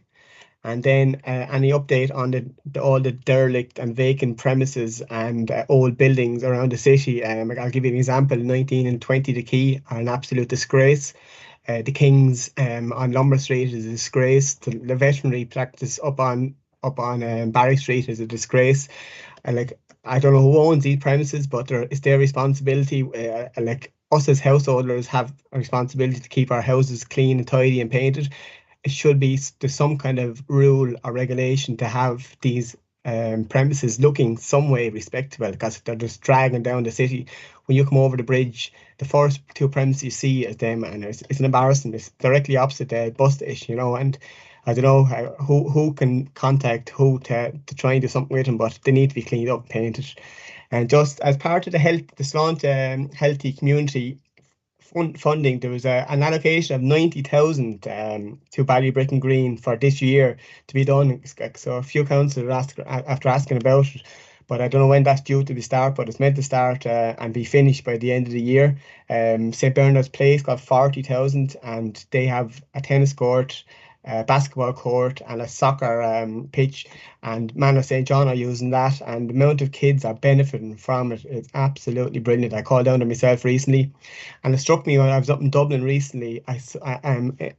In the middle of a housing estate, I saw a hurling wall just placed for kids to use publicly, and I thought, my God, it was the best idea I saw in a long time, because there's so many kids that play hurling that are on the streets, up in car parks, hanging around here, there and everywhere. And if you had one hurling wall for kids to use in the middle of the city, at some, I don't know, in some estate, like I'm going to mention Hillview, but Councillor Kelly might want it in Hillview, but it actually doesn't affect people, because it's literally in a corner of a field or a green, and the enjoyment people will get out of it. It's just something maybe for the next time around, if there's funding available. Just I thought on it'd be time, a great Councillor idea. Quinlan. Yeah, and just dogs on the beach. What is the rule? Because I'm after seeing so many dogs on beaches this weekend, and no one, like, there is a rule, but it's not being implemented. I'm just wondering what the situation there is. Thank you. Thanks, Councillor Quinlan. That's 3 speakers, but I see my Larchville colleague, and I hate to leave him on his own, Councillor John Heron. So I leave John in finally, just as the 4th speaker. Councillor Heron. Thanks very much, Mayor, and the best of luck in your year. Thanks, just John. 2 issues. The end of Fairfield Road there up in Belvedere Manor. There's an old storage facility there. It kind of got lost in time. It's only about 20 foot square, but it draws a lot of antisocial behaviour around the area. And I believe that there was Cecil Rothwell did own it originally, but the man passed on. And seemingly his family didn't know that they even owned the facility. But Fergus Galvin has been dealing with it and trying to get a swap. So for a bit of land, we have to take that facility and just demolish it and clear it up. I'm just wondering how that's going. And secondly, one of the issues I was dealing with when the time I didn't vote for the Halton site in Carrickfergus, because I went to all the people in the houses and I said, what do you want? And the girls told me they lived in council houses in Cork and they wanted council housing. Now, I've since believed that a lot of them have been housed by our council, and fair play, it's great to have people in homes. But I'm just wondering now, is it feasible, or are we still going ahead with what's left? Because there can't be that many families left. And I think we'd be better off just get another couple of houses, the rest of them, for what there is up there, and get that done. So I'm just wondering, where does it stand now with so many of them after getting housing? And are we closing down that project and moving on with it? And that's it for tonight. Thanks again, lads, and thanks, Mayor, for your time. Thanks, Councillor Heron. And I just have one issue myself, and it's just in relation to Blackfriars in Waterford City, Blackfriars in Arundel Square, and the sorry state it's found itself in. It's a very historic church going back to the Middle Ages, and I must say it's in a disgraceful state, to be quite honest. And when you compare it to Greyfriars in the Viking Triangle, it's a shame that we've let it get to the state it's in. I think we did a lot of work on it, and some monies have been spent on it, and I think it'd be a great venue for a little market or something like that. I think that was the previous plan, but it seems to be left to rack and ruin. Is there any plans to upgrade Blackfriars, given this is right in the middle of our city centre and would make a great urban space? That's my little bit. So back over to the executive. Maybe, Mayor, if I knock off 1 or 2 of them just to get started. The issue of land for Red Star, yes, that has been discussed. It is not an easy issue, identifying land and then acquiring it at any kind of reasonable price. So I wouldn't necessarily have any expectation that it'll come to fruition, but it is on a list that, you know, if we can identify something that can be acquired in some shape or form, we certainly would be looking at it. In relation to the Southeast Technical University, there's a whole range of issues that were raised by Councillor Daniels there in terms of funding and so on. I think they've certainly been raised at many different forums. The representation for the Metro Council, I don't think has been raised, but as you said, Mayor, you can maybe raise that yourself. In relation to bike scheme for Ballygunner, I think we'll certainly add that to the list. It's an NTA scheme, so it's one that we'll have to work with them on. But I certainly believe once the initial scheme is implemented, they will be looking to maybe expand it out into a number of key additional areas. In relation to the fountain, it's actually covered in the matters arising from the last meeting. The work has been tendered, tenders have been submitted, and they're currently being evaluated. Obviously, we have to go through due process on that, so it takes a number of months from tenders being received through to actually having a contractor on site. But realistically, if it all goes well, certainly 2 to 3 months would certainly allow all of that process to be completed. Hopefully closer to the 2 rather than 3, but we'll pick it up in terms of a further update for the next in the next matters arising meeting. Let me see. I think a lot of the others are not really for me, so I might pass them over. Maybe again, Alan, you might pick up the ones that are. I just quickly, Michael. The pitch at Farnshawneen. That wouldn't be for me. That's. Oh, sorry. So, yeah. Whoever else, all right. I'll just come in there quickly, James Murray. On the active travel path there at Faith Lake, there is a scheme in front of you today on a Section 38, Councillor Daniels, and I suppose there isn't another scheme being progressed in Faith Lake at the moment. So that's Cheek Point, isn't it? Cheek Point, yeah, we have a scheme in Cheek Point. I'm James. I'm talking about Faith Lake.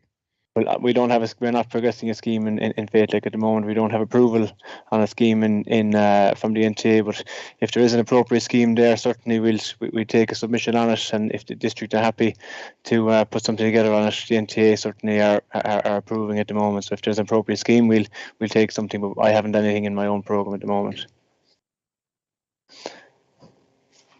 And just to touch on I suppose Michael dealt with it with regard to the bike station, additional bike station in Ballygunner. I suppose the NTA will be delighted at this stage that people are looking for additional bike stations and they're not looking to take out the ones that we have. So I think they'll be very glad to get a request for 2 additional ones. You know.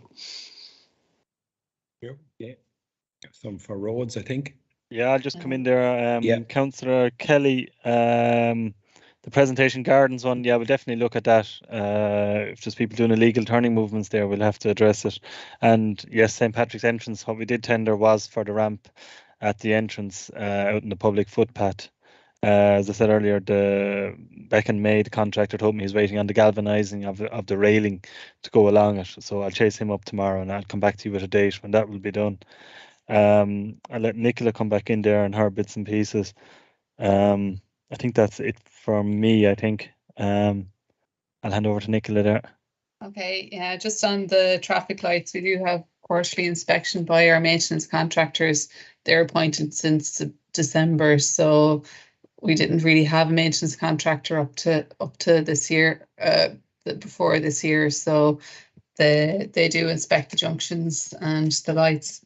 There is can be vandalism with a lot of the push buttons on the pedestrian lights, so sometimes they stick and that causes the problem, and you know, sometimes there can be issues with SCAT, so we're trying to address those as they arise. Okay, I think that's everything from me. The Western Flood Scheme, Mayor. Now we have Derelict Buildings from Councillor Quinlan, outdoor gym equipment, healthy communities, and there's a number. I'll come in on the healthy communities, Mayor. If that's okay, and in that I don't actually have an update on Ballybricken Green. I'd imagine that would be with environment, so Niall may email that around.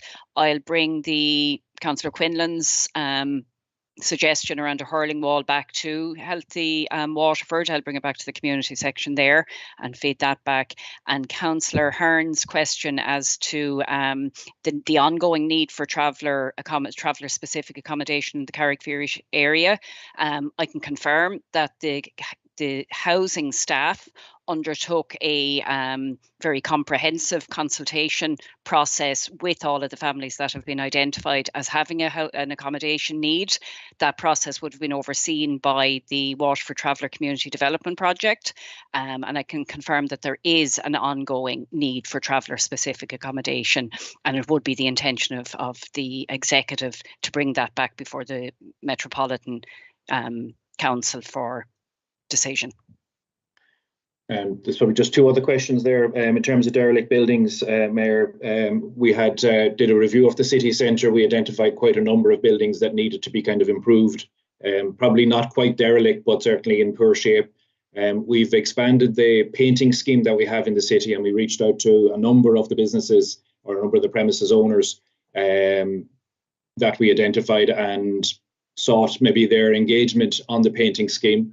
Those that haven't or won't engage on the painting scheme, where we have reached out to them and put that proposal to them, they will be going on to planning enforcement. So we'll be taking enforcement action against those who aren't, I suppose, working with us to try and address the issues in of the presentation of the buildings in the city centre. That isn't necessarily going to address all of the buildings, Councillor Quinlan, that you raised, but it certainly will, over kind of the next 6 to 12 months, we should see a kind of a noticeable improvement, either as part of the painting scheme or as part of perhaps some action being taken from enforcement. But obviously planning enforcement is a slower process. And in terms of Blackfriars Church, yes, there have been a number of proposals for that particular location, none of which have really kind of come to fruition in terms of being practical or feasible. I'll certainly flag the issues you've raised in terms of the presentation of it to Heritage, and we'll have a look just to see what can be done to improve its general appearance.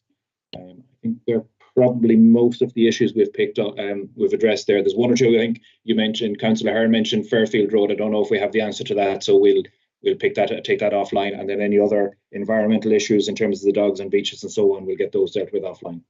Here, the pitch at Farrantuny and the Western Flood Relief Scheme, they're hold up. Oh, my apologies. That, in fairness, I can answer that one. Sorry, the last one. It's with On Board Planola. We had assumed a 12-month period with On Board Planola. They had a number of issues that were raised. We have responded to those, or in the process of responding to those. We would hope that the process will conclude within the next couple of months. At the moment, October is kind of the outer end in terms of when we expect it to be concluded, or the longer, longer time frame on it. But we'd certainly hope that in responding to the issues, that the On Board Planola can then move ahead with deciding the matter. The pitch at Farrantuny, Mayor, that's it then. I'm not too sure who can comment on that one. It's not what I'm overly familiar with. It's okay, yeah. Mayor. We'll take it off. We'll follow it up. It's probably Thanks, Mayor. Yeah. environment. Yeah, that concludes now the management report. So we're on to item number 4, which is Planning and Development Act 2000 as amended.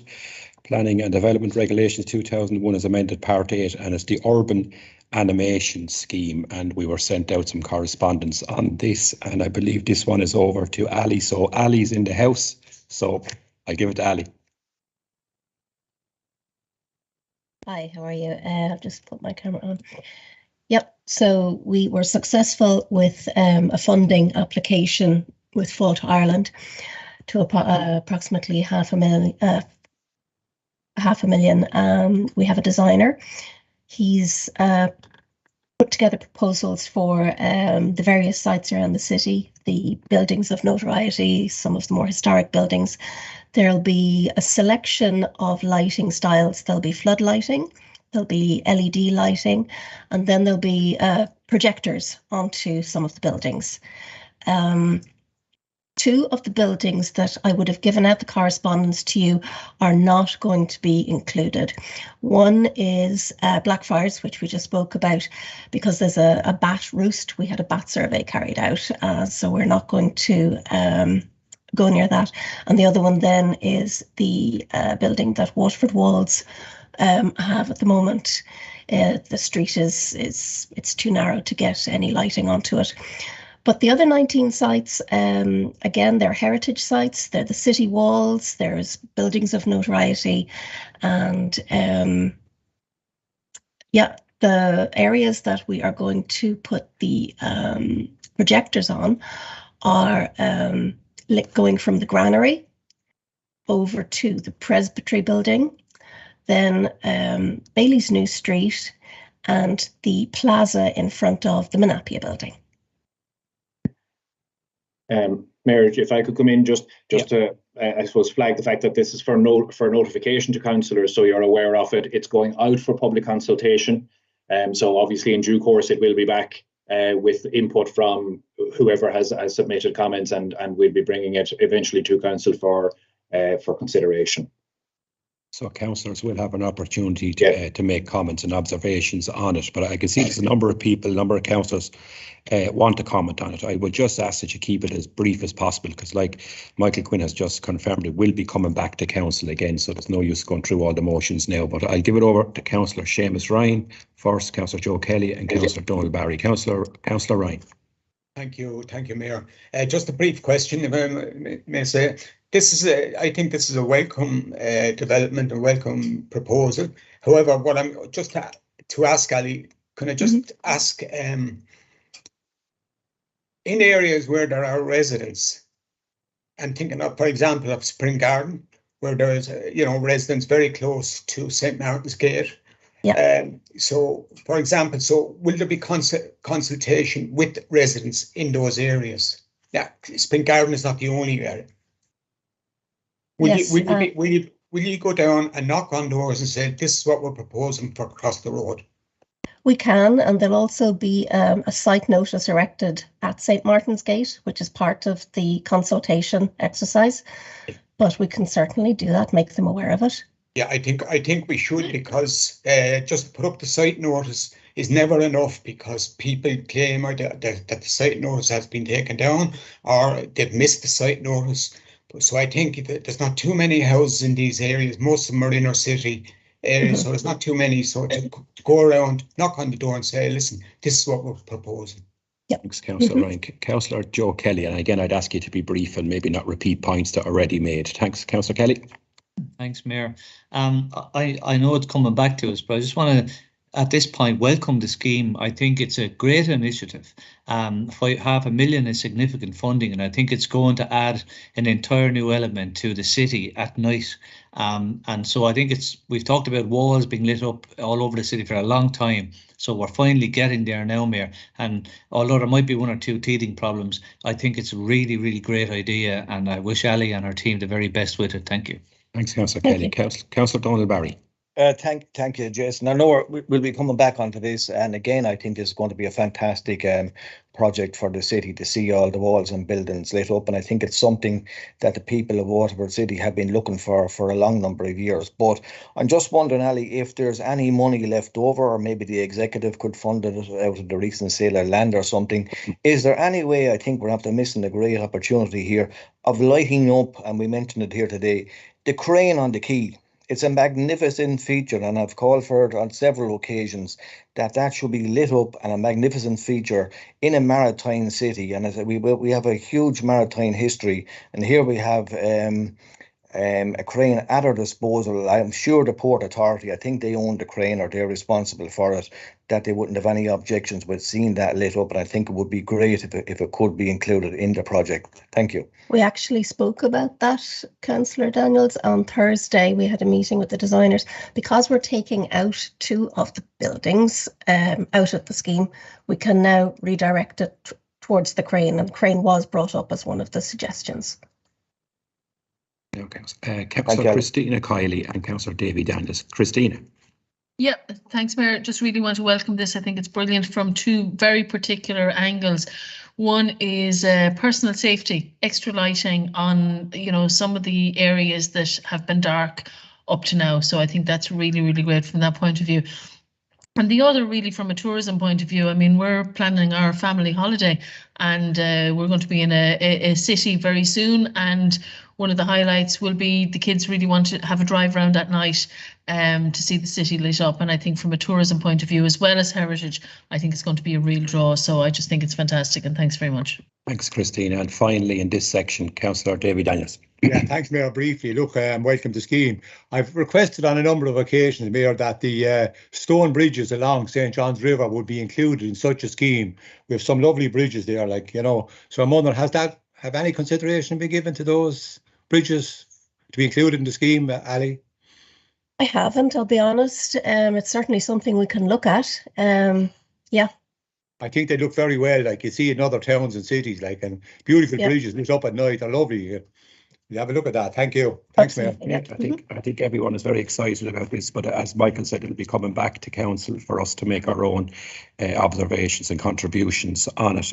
We're going great today, so I'm on to 5 now, which is the active travel scheme in Cheek Point Village, new footpath and pedestrian crossing. Now I'm going to hand over to James Murray to give a quick overview, and then I'll be looking for a proposer and seconder for the scheme. So I'll go over to James first. Yep, thanks very much. We're back to something a little bit more mundane. So we have a proposal to, under Section 38, to complete a pedestrian crossing and some footpath to connect, I suppose, the shop in Cheek Point down to Cheek Point Park. We have went out to public consultation as part of the Section 38, and we've had 9 submissions. I suppose the scheme is welcomed, but there are a number of submissions that have concerns, and I suppose in addition to that, some additional works, maybe more significantly, some additional works and possibly an additional scheme has been identified in terms of connecting the area down to Marion Terrace. I suppose at this stage, I'd recommend the scheme to you for adoption, and what I'd say to you is that the additional footpath down to Marion Terrace, it isn't an either-or situation, and we'd be very happy to forward that scheme to the NTA and look for funding. I suppose it's dependent on 2 things.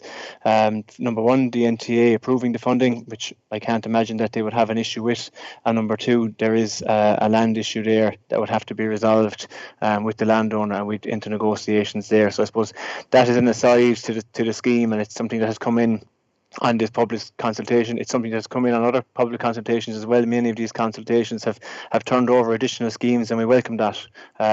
We're very much welcome that in terms of, you know, expanding the programme itself and putting money into places where people think it will be of use to them in the local community.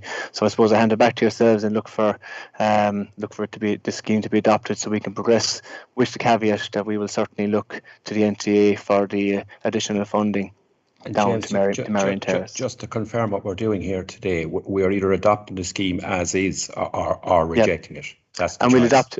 we're looking to adopt as is, and I suppose but we will certainly look for additional funding to deal with some of the issues that are coming in the submission. But we want to adopt the scheme as is. Yeah. I have a number of councillors indicating, so I don't know if Councillor Pat Fitzgerald is indicating to propose the scheme or make a comment. Councillor Fitzgerald? Yeah, well, I have no problem proposing the scheme. I welcome the scheme. I think it's a very good idea. But as James pointed out there, it's still imperative. It still kind of falls short of to supply a footpath for the local population to actually get to the shop. And really, the street lighting and everything is on the side of the road that probably James has referred to, that needs to kind of a piece of land there to be CPO'd or whatever. But I don't believe that there will be lighting on this footpath inside the Dobbins field, as we call it. So I believe it's imperative that we actually do a second scheme here to actually get the residents a footpath all the way to the shop and to the crossroads. That's never happened. Councillor Jody Power. Thank you very much, Mr. Mayor. Again, welcome. I welcome the scheme. I think any improvement like that to the village will be an addition. Okay, and we'll make the village a lot more attractive to the people there and for people coming in. But we could be a victim of our own success here. We have a serious problem with parking for the park. When people come at the moment and they're coming from out of town, everything, the park is very, very popular. And the parking in the area, the people can't get to their houses living in Marion Square. They're parking up on the footpath, but they're parking on the other side of the road. And it's just the road is so narrow there that when we put that in here, we're going to make the problem maybe worse.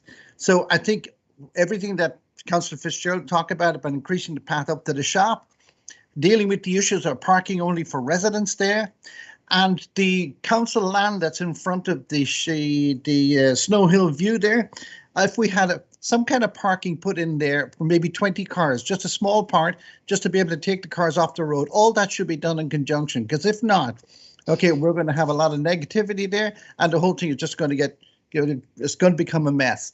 Now, with the footpath that is there at the moment, could we make sure that if we do have an entrance, okay, into a car park underneath Snow Hill View, that the footpath can be that the design that it was here will not hinder that future development that's there. So there are three things I think that really need to be taken into consideration.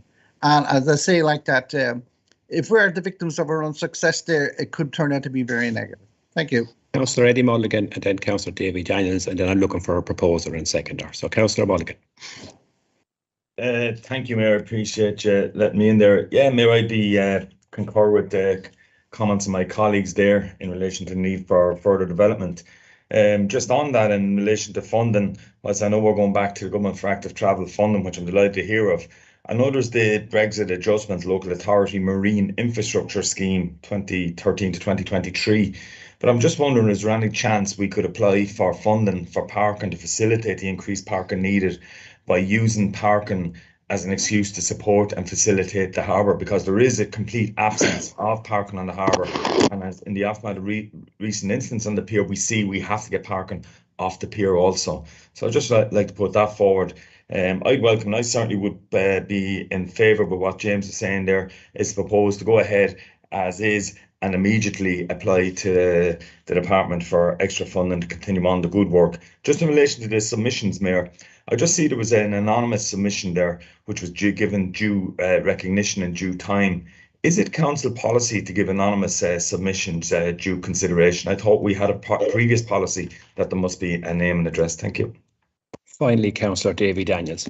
Yeah, thank you, Mayor. I'll be brief. Look, there are, as James said, a number of submissions on this, and that they are genuine concerns. Like, and as Councillor Power said, like there are a number of issues, particularly around the park and the safety issues there. So, in the report, it states they will, prior to the commencement of any work, that there will be discussions with residents in that particular in the area at Cheek Point. Is that correct, James? So, you will be discussing this further before we proceed with it. I suppose we have a scheme in front of you at the moment. There's always detailed design discussions with residents on any scheme. I suppose the scheme that we have in front of you is what we'd be asking to be adopted. In terms of additional parking, etc., the NTA don't fund parking. This is a scheme that I suppose essentially looks to promote walking and cycling, and I suppose the parking issues, the way that's dealt with, I suppose the way the NTA view that the funding deals with that is it takes people out of their cars and it puts them, walking to the facility rather than driving to the facility. So I suppose the scheme that's in front of you is what's proposed. Out of the submissions, we find that there is another scheme which we will pursue. Certainly, and there's always discussions with residents at detailed design stage and construction stage, certainly, yeah, and we take the comments in the submission on board. Thanks, James. So I'm looking for a proposal. I think Pat Fitzgerald indicated you were happy to propose it. Is that still the case, Pat? That's correct. Yeah, so it's proposed by Councillor Pat Fitzgerald and seconded by Eddie Mulligan. Seconded by Councillor Eddie Mulligan. So item number 6, correspondence. Have we any correspondence on, all right? Just for noting. Just for noting is just the one letter from the EPA. Thank you very much. We have no Mayor, motions. could I make a comment on the correspondence very quickly? You can, Councillor Kelly, yeah. It is the letter to do with the ABP proteins as discussed earlier in this meeting, so I won't go over that. But one thing that's in the letter, it points out that any spillages or any problems caused by vehicles transporting animal products, byproducts, as in what happens over there is that often stuff spill out from the lorries or over the edge of the lorries, and the smell is horrible along that road in Ferrybank. So what they're actually saying is that all those kind of problems should be reported, not to the EPA, because they said it's not their responsibility. The plant is, but the transport is not, that it must be reported to the Department of Agriculture, Food and Marine. And I think that's one of the critical parts in that letter, in the correspondence, that I know the Mayor, or I think the Mayor asked, or Michael Quinn asked, that the press might take note of this issue and get people to submit.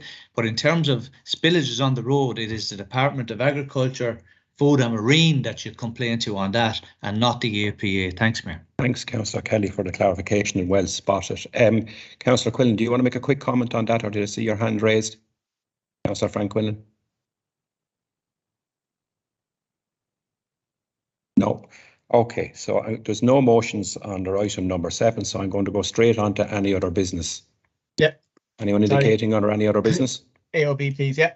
Councillor Quinlan, you're in. Just a quick one. As we well know, the senior camogie girls had a fantastic win on Saturday in the quarterfinals of the All Ireland, and obviously they're into the semi-final now. But can we get a few flags up to support them now into the semi-final, and maybe on the bridge, and encourage everyone in Waterford to get back out the blue and white, and we support the girls, and hopefully they can do what the men can't or didn't.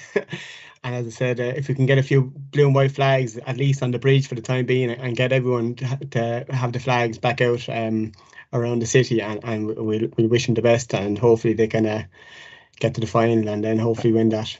Thanks, Councillor Quillan. I hope that's something we can look at. Councillor Pat Fitzgerald. Pat. Thanks, Mayor. I was wondering if James was still there.